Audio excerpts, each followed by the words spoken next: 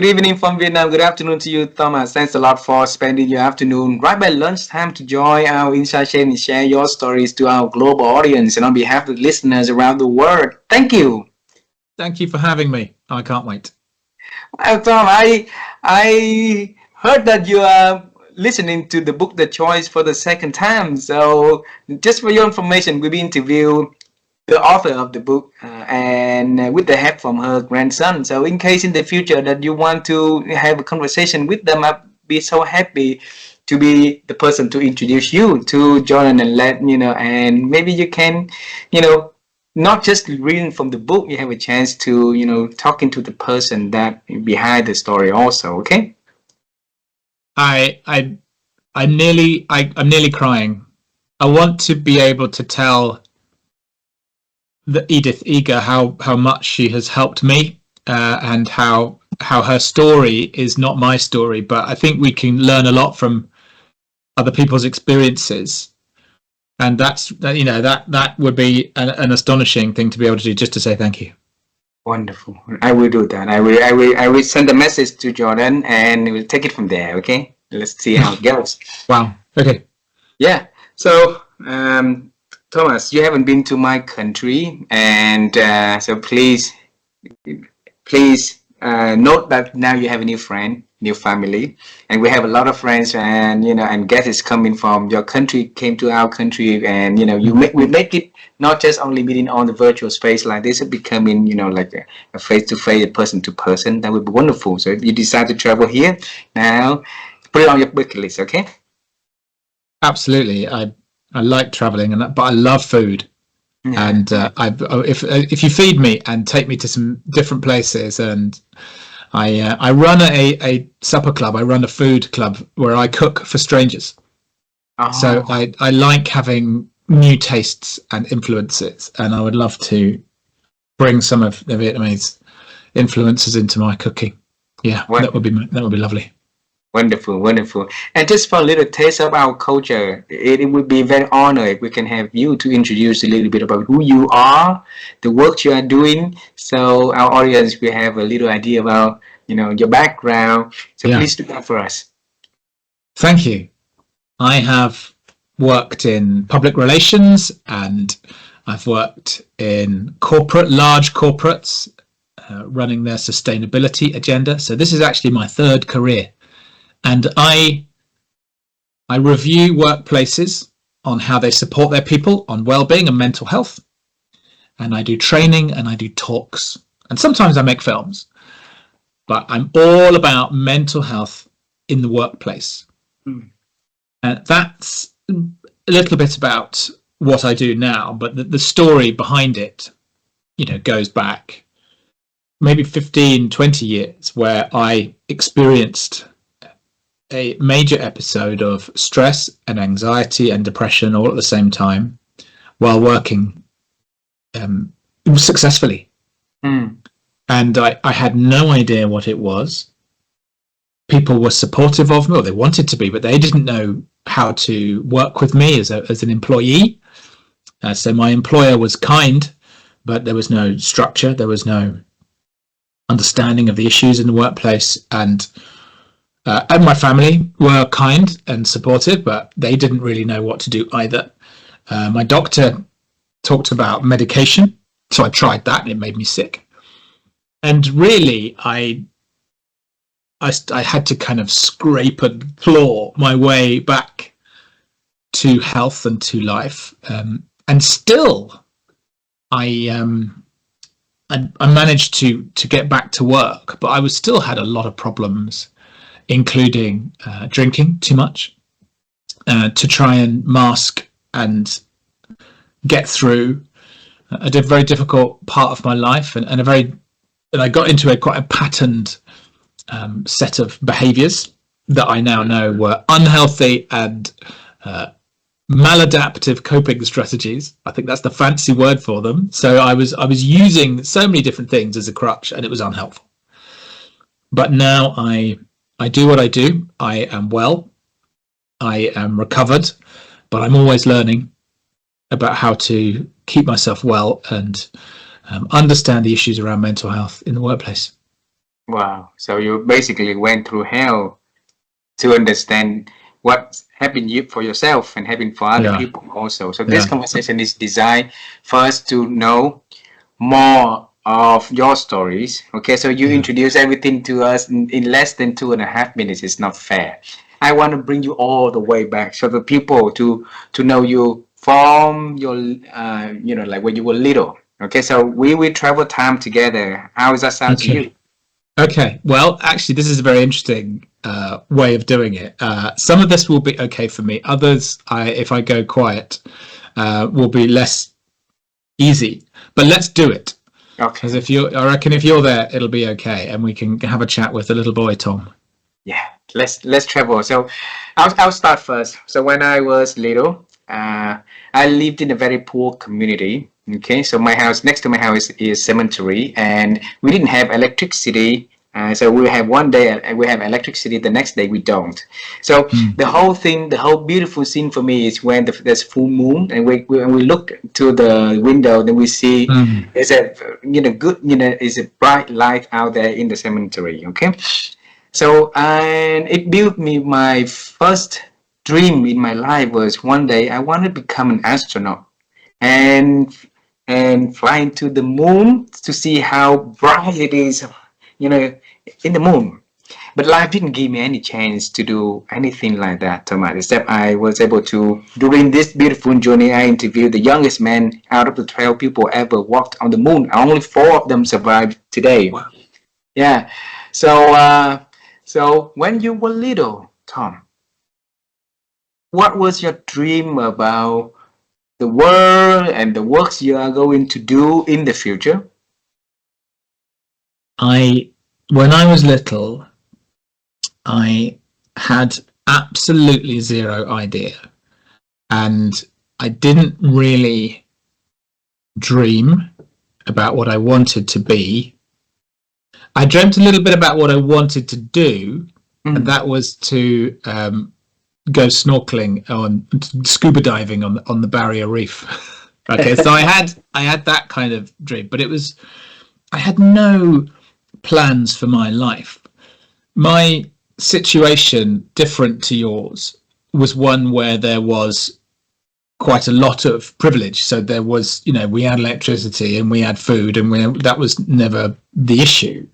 My father was a doctor, which is a respected and reasonably well paid job. And my mother was at home. So we had a lot of things that we feel lucky for.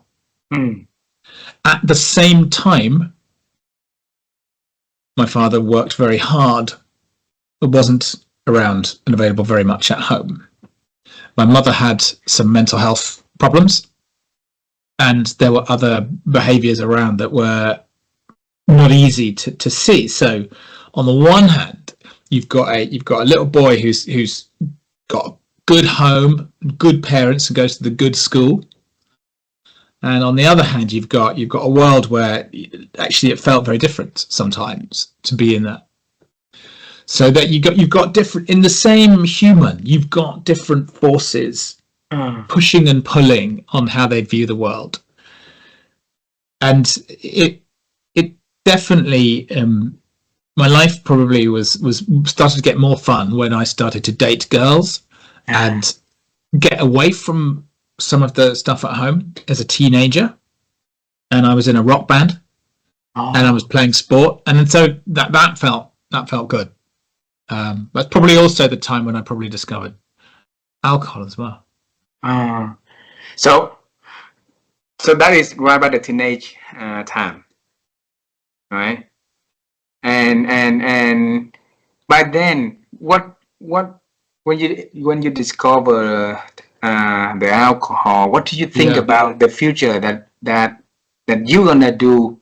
From that point forward, do you have any I idea? was happy to be happy in the moment. Uh, Honestly, I just didn't really plan for the future. I had in my head, I remember this. I haven't thought about this for many years. I used to plan how much money I would need to do things like go on a scuba diving holiday to Australia. but I didn't think about career. I mean, I was at school. I was the bad boy in some ways. They wanted to throw me out of the school, and then it sort of changed. It's peculiar. It changed when I started to get a bit older, and I started to focus on a few subjects that I enjoyed, and I became quite good at that. And the school wanted me to stay. So I started to taste a bit of academic success. So I knew I had a good brain. But even then, I didn't know what to do. I went to university and I studied English. And I did a radio show and I did events and I had a really good laugh. But I didn't know what I wanted to do. So I leave university and my father says, "What are you going to do?" And I said, I don't know. What do you think I should do? And I started to work in public relations, in a little bit of publicity, and I was quite good at it. But again, through all this, I was partying, and that was, I got access to relationships and alcohol, and it was fun, but it was also, I'm just sort of rolling through life, not really with a plan. Did you have a plan? So this little boy, No, I didn't have. He was looking at the moon. Did you have a plan beyond the? No. When I was in high school, so I was in the school for the gifted, and I didn't like the school, so I decided to move to the next, to the normal school, so that we just want to grow normally like other people. And then went to university, and in Asia, culture is like, like your parents will say, okay, if I'm a doctor, hey, try to become in the same profession, so you have easy access. So I chose to be in a different profession. And it didn't work out for me, So I went to America for school, came back, and stayed here for 12 years. So you say that you had a good life, but you didn't know what you want to do in that life. You had a lot of party, and somewhere along the way, you build up a lifestyle that could be bringing some problems for yourself. So tell, is that okay? How okay are you to share those with us? Yes. So there was no doubt that I was masking. Do you know this word, masking? So yes. I don't think it was conscious. I didn't. It just became who I was. To be the last one standing at the party, or the first person to go and talk to the girl, or whatever it was, and I was. But I'm not a natural extrovert. Alcohol definitely fueled those kind of behaviors, and it just became a pattern. And then following on from a pattern, you get this. Initially, you get the dopamine, so it feels good. Yeah. And then you get that pattern behavior, and I was certainly attached to that. And at the same time, I could hold a job and work, and so I could function. So my life looked really good, but alongside that, inside that, there was unhappiness as well. So you've got that kind of outside looks good, inside knows it's not right, but can't change my story. Your story relates a lot to a lot of people. Do you know that? And because a lot of us see the person from the outlook in front of us, the person smile, the person is confident, the person is this and that, but inside of that person may be a different kind of world, a different, different personality inside of that, that what we can see. So and I believe this conversation will be meaningful for a lot of people, a lot of us who wants to go through a transformation process to make sure that we can become in the better version of ourselves. All right. So since when you realize that the problem with you're not happy with the person from inside versus the person that show up every day, since when? Well, I think I had a relationship that broke down. It was quite an intoxicating relationship. was quite intense. And when it failed, it was on and off. It was push and pull. There was problems on both sides. But when it failed, I went back to, I was in work, but I couldn't function. My body started to tell me that things weren't right. And I eventually got to the point where I was at work but I couldn't do work. It's called presenteeism.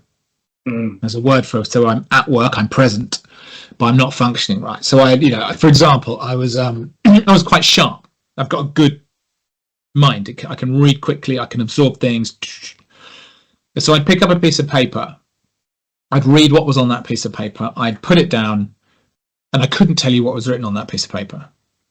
I would sit there at my screen, wasting time. I would show up to the meetings. I would say some of the right things, but my mind was not in the room. And then I was physically very exhausted. So I'd get home and I'd feel dead and not really be able to feel things. For example, I'm still in touch with her. I had a good friend. She was getting married, and up until the night before, I wanted to go to her wedding, but I couldn't make it. I couldn't find the stuff in me to just get out of the house and get on a train and go. And so those things, I wasn't right. And somebody helped me. Somebody externally said, I don't know what is happening with you, but you're not yourself. And he said, he's my managing director of my workplace. You're not who you normally are. I don't know what you are. You need to go and find out and come back and tell me. So what a brief. And I phoned an ex-girlfriend's mother, who was a very kindly and loving woman. And she said, I think I know who you need to talk to, and I'm going to put you in touch with somebody who's a counsellor, who's a therapist. And so I was sitting with a very elderly lady. She must have been in her 80s. And she was excellent. And she listened to me, and we talked about how the problem was probably not the failed relationship. The problem was probably somewhere deeper and within, about my view on the world, about my upbringing, about how I behaved and those patterns of behavior. So that was my first of 7 or 8 different therapies I have tried in my life. And it brought me back from a very peculiar edge to go, actually, hang on, you do have some agency, you have some choice, you have a little bit of control, you've got options, you've got things that you can do here with your reframing your mind about how you view the world around you. That's very big. Oh, yeah. And what year was that? Oh, I'm sorry, I can't remember. But I was in my mid-20s, so that was probably 20 years ago. Maybe, 20 years ago. So 2003, 4, maybe. Okay. And after that, like counseling sections, and after the realization that you basically had some issue with yourself, and what did you do to make the difference? Well, I think first of all, I found the words that were chewing around me inside, and I emptied and I shared them with somebody who went, okay, thank you. Have you got any more? So I scraped around and I started to express myself. And I think that the little boy, Tom, who was feeling a lot of stuff but didn't really have anywhere to put it at home, was able to get some of that stuff out. So it's like child trauma. Yeah. Well, yes, in a way. So I don't know if you've come across the work of Gabor Mate, but he talks about... It's on my show, yes. So he's yes. I can't believe all these names. But anyway, he talked about big T trauma. So, violent, abusive, big T stuff. And I didn't really have that. But I had what he describes as a little T trauma. So I have a neglect within some emotional neglect within a prosperous home. And I have trauma with little T trauma with difficult relationships around me when I was a child. So not mine necessarily, but difficult ones around me. And there's alcohol in the family, so that's not helpful to a little boy. And I have some abandonment type feelings, and I was in an anxious attachment style with my relationships, so I never felt secure in those. So I had enough stuff, and it started to come out. And over the years, I've probably spoken with 7 or 8 different types of therapists at different points, just to try and peel the onion of myself a little bit more. Just try and I think it's wrong to say you can this is a job that will ever be complete. I think you don't just finish this. I'm not a jigsaw puzzle.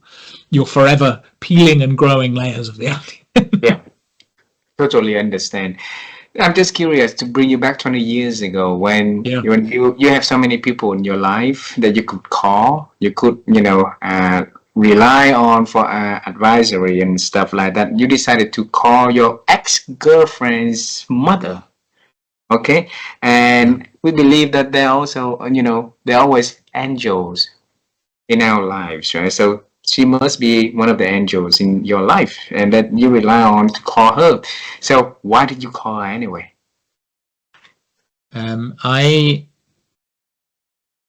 I didn't know where to start. I think where you feel absolutely reduced to zero, you need somebody who is a safe place and a safe person.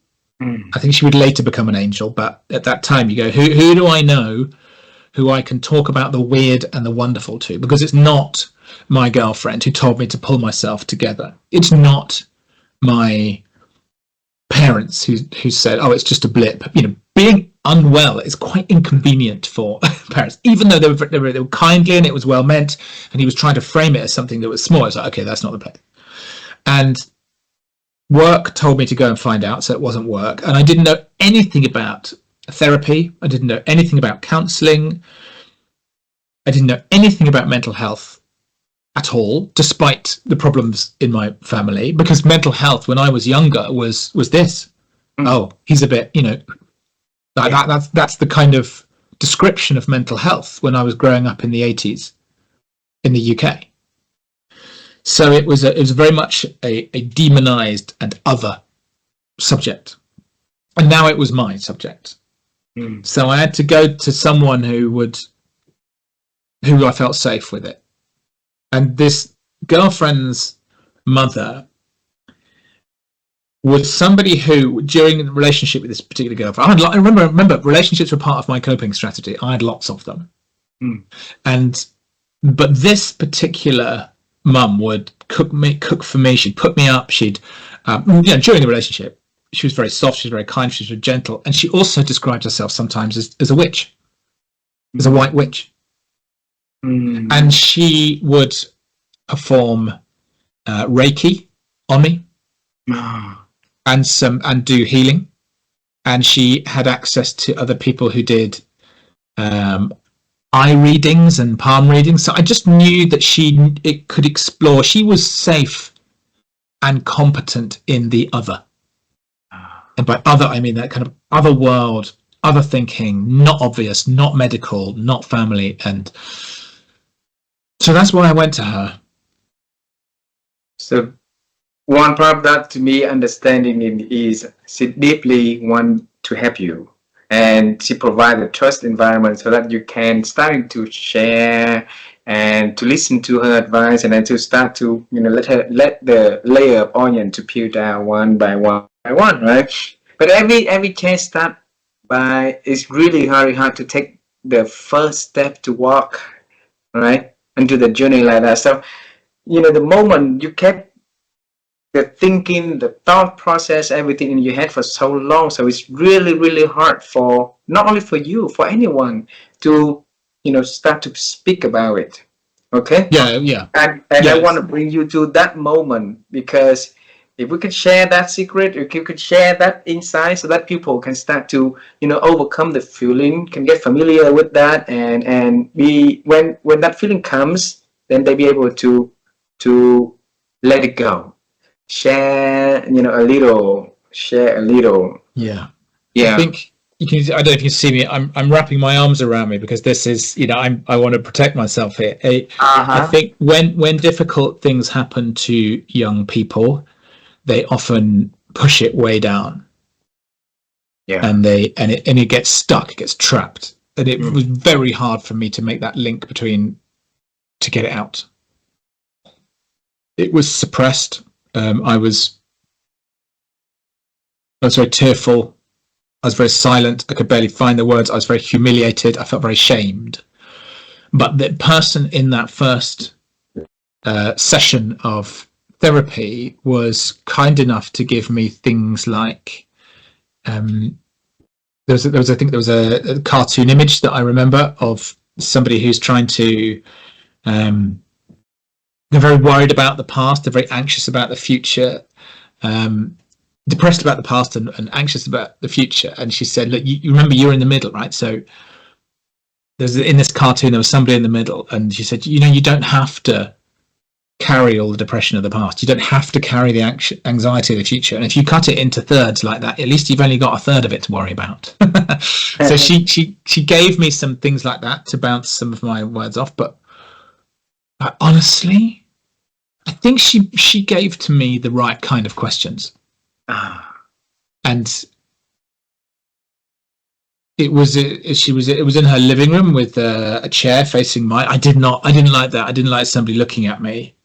And the reason for that kind of will become clear, but she gave me questions, and she just started to just scrape away at the outside bit, and I just started to give a bit and tell her bits of stories, and she'd ask me questions that to me seemed light and easy about upbringing and home and parents and that kind of stuff. And just started to peel my layers back. And that was it. That was what I recall. I mean, I think when you get somebody just to say those first few words, even if it's just to connect with how they feel. So whatever your questions is, the answer is about, it begins with I'm feeling this, I experienced that, I remember this.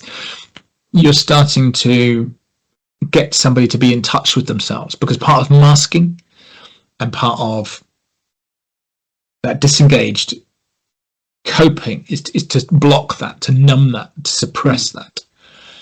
So anything you can kind of do to just get in that first layer, just like burrow through into that first thing, and then my stuff has started to come out. But I've said on this during this conversation, I've had 7 or 8 different therapies before. So each time it's like I'm finding a new cavern in me where the stuff can come out, and there are lots of different places like that in me. So she's not the first, so she's the 7th or the 8th. Well, they've all performed a different type of job. It's like it goes into a different dynamic in my in the mycelium network of my kind of past. Yeah. So just kind of explore a different set of feelings and emotion that show up in the present day. So yeah. Yeah. Go ahead. Well, I think, and more recently, I've had therapies that do that very explicitly. So they look at things like your ability to give care or receive care. They look at your sexuality. They look at work and different things. So we are so vast and complex, not least because of the billions of neurons in our mind and all the different attachments you've got to those. But if you could multiply all that by our experiences, this job will never be complete for me. But I'm quite far down the path, and I enjoy being on the path now. Whereas before, it was scary in itself to go back and do the work, as I think the phrase is now. Edith Eger described, what do you mean I have to talk about all this difficult stuff? I've lived it. Why do I have to go back and go over this?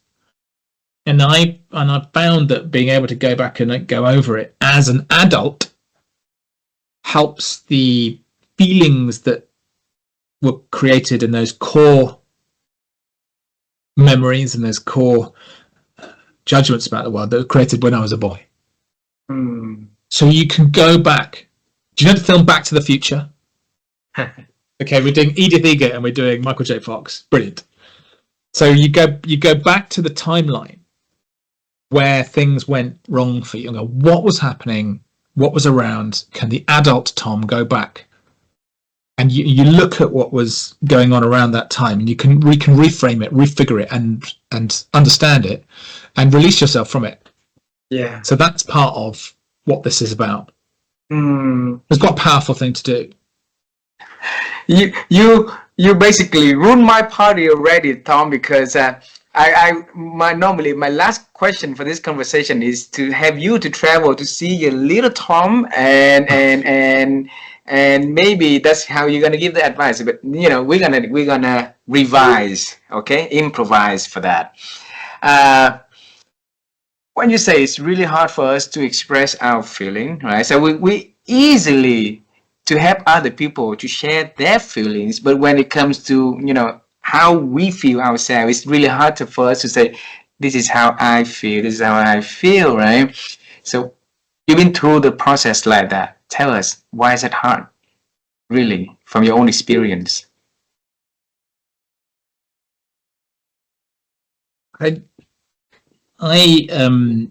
If you live in a world where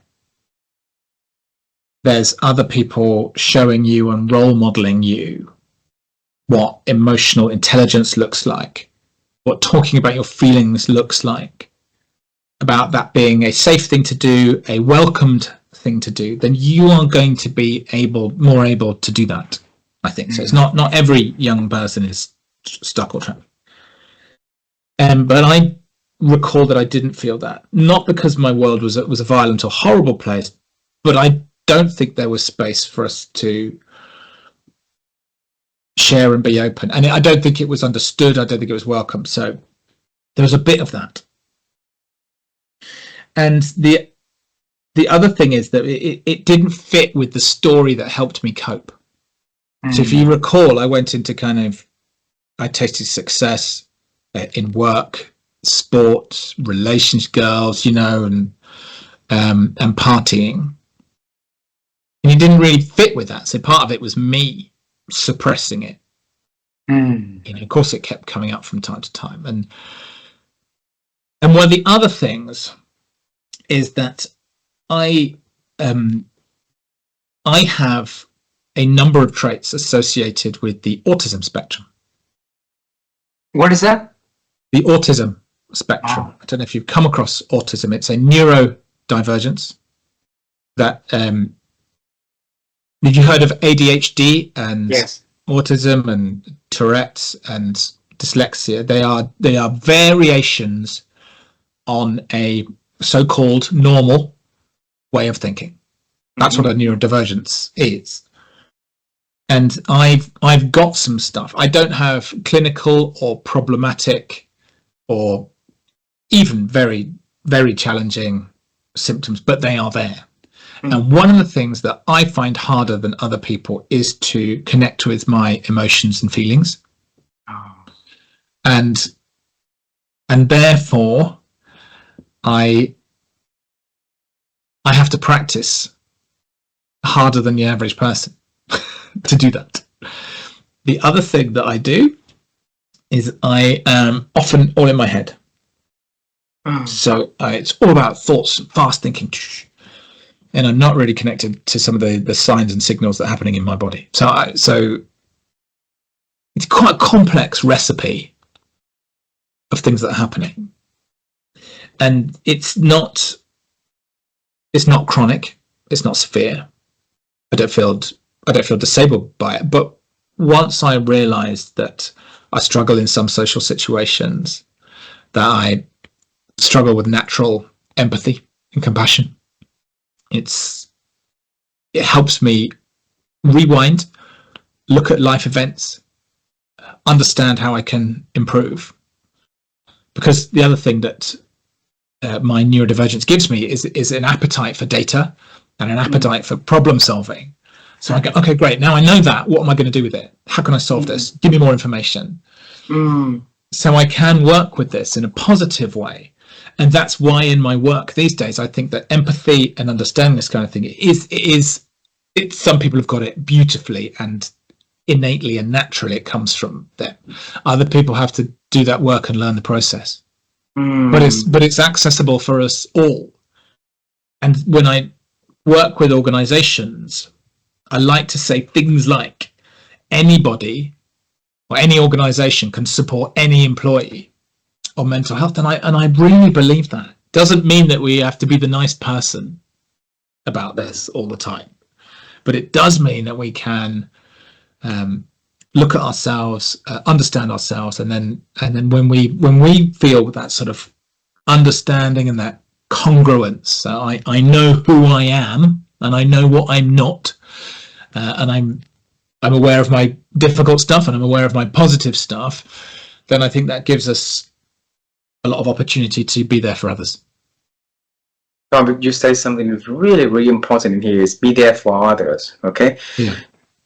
The moment that you realize your own issues, you're trying to find a way to cope with that and to solve your issues, to get recover from that.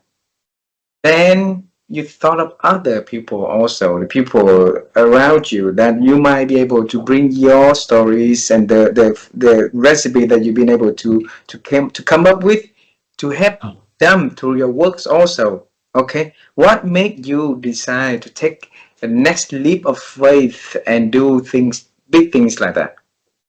Well, I think that because it was part of my story, I think part of this is a justice for myself. I'm trying to right a wrong or injustice for what my core beliefs feel happened to me. Now, whether or not that's true, whether or not it doesn't matter anymore. I think that I'm determined, because I don't like it when people are on their own and vulnerable and no one is there for them. Now, I want to be clear though, I'm not a therapist. I don't do therapy, I don't do counselling, I'm not clinical, I'm not medical. I help organizations do that for their people. So I help them support the people on mental health and get that person to the right kind of professional support, therapy, counselling, psychotherapy. And that's what I can give on this subject. And I find, when I talk to people about their personal mental health stuff, I find it exhausting. I don't think I could do that for a career, but I can coach a manager in how to have that conversation. I can coach an HR team into how to get the right policies and procedures in place. And I can use my lived experience and other people's lived experience, so their stories, to inform a better system to support people when difficult things happen to them. So since when you started your own practice like that? So I've been doing this for about 10 years. 10 years. I want to bring you back in 2014, when you first having that idea and having your first client. Okay. From 0 to 1 is huge. Okay, because it requires you to maybe reach many people, try to find too many ways to do it, to get the people to buy into your story, to believe in you, to give you that leap of faith for you to provide the service for them, right? So for that first particular client, How did you win the client? So I'd been working on a project where I was learning about how to review organizations with a charity called Time to Change. They don't exist anymore.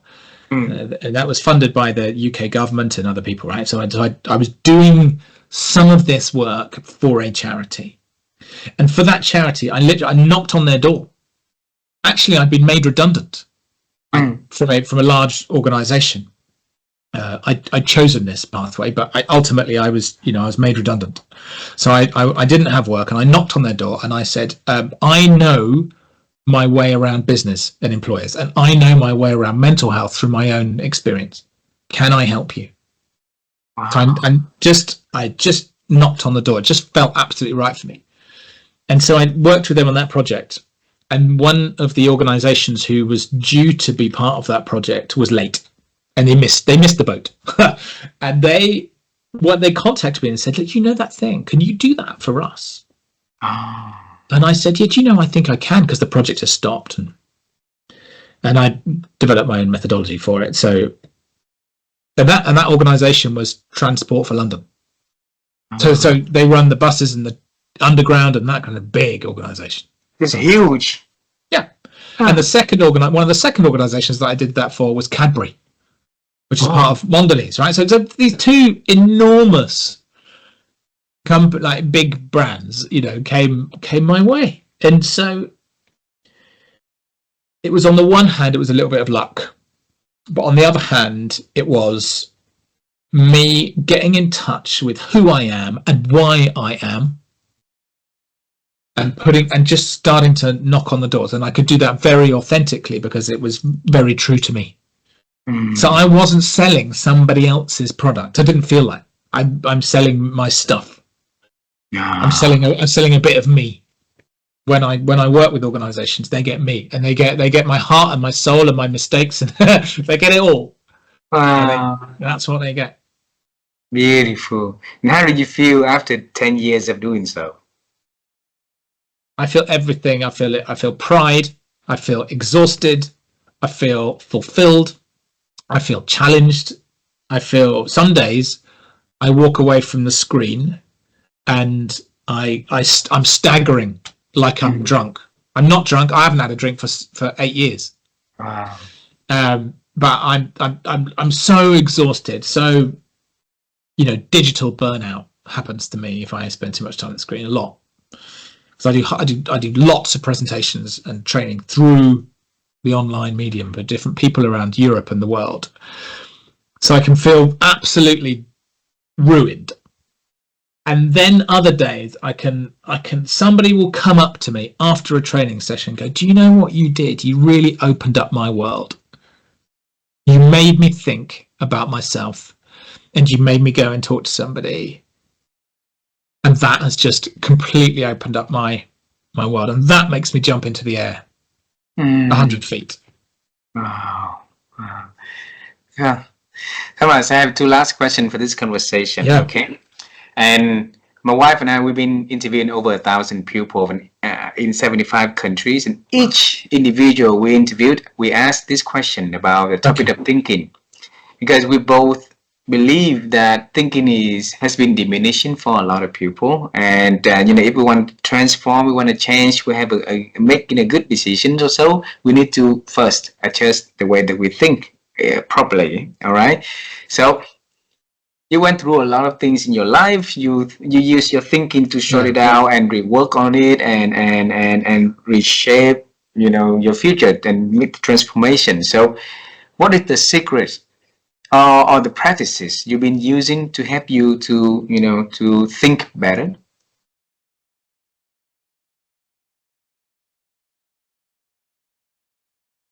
I think the brain thinks best when it's not in stress.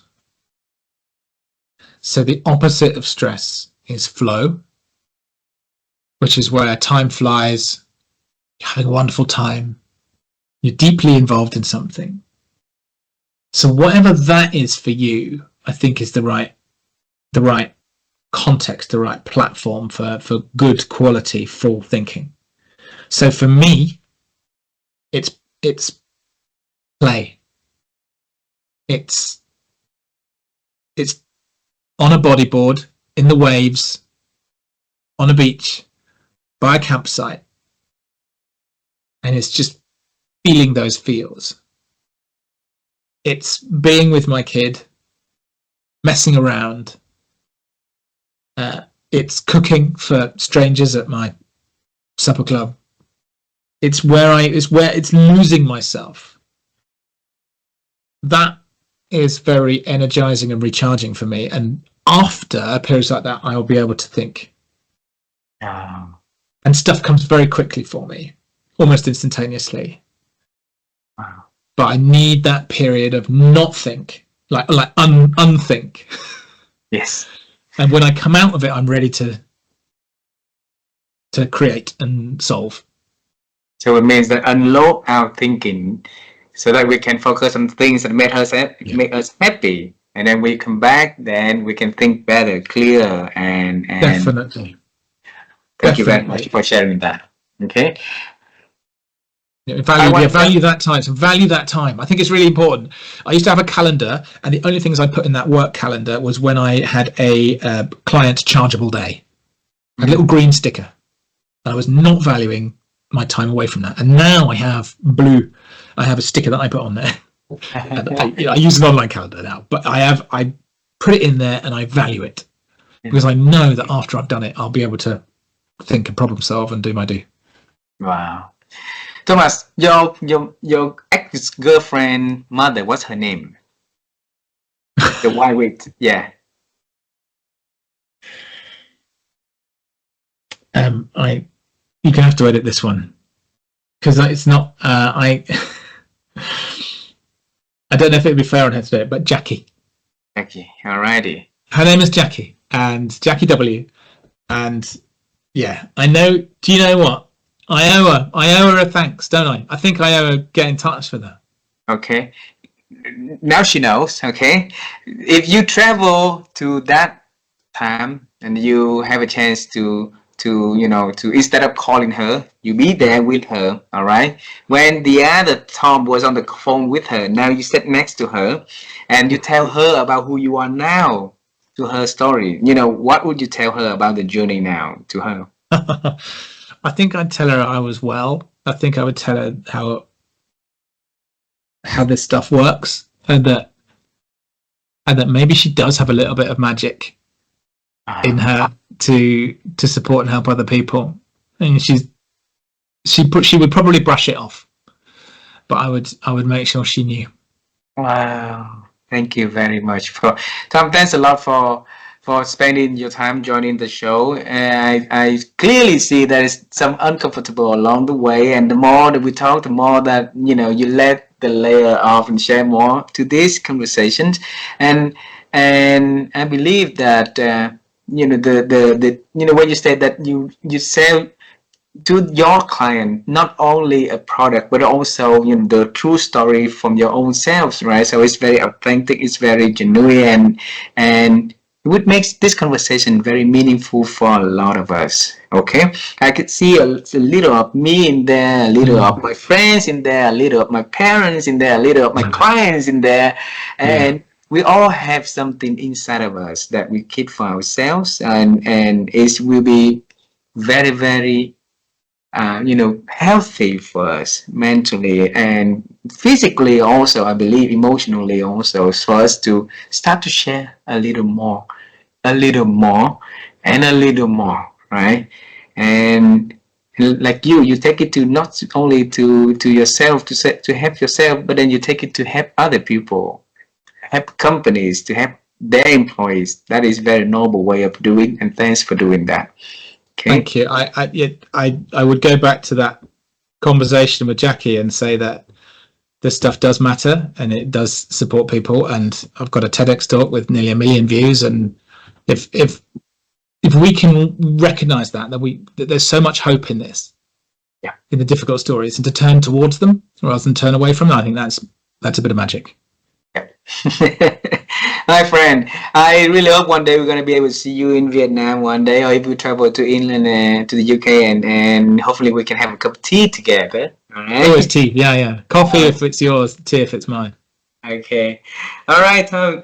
I need to say goodbye to you for now, and thanks a lot for spending time with us.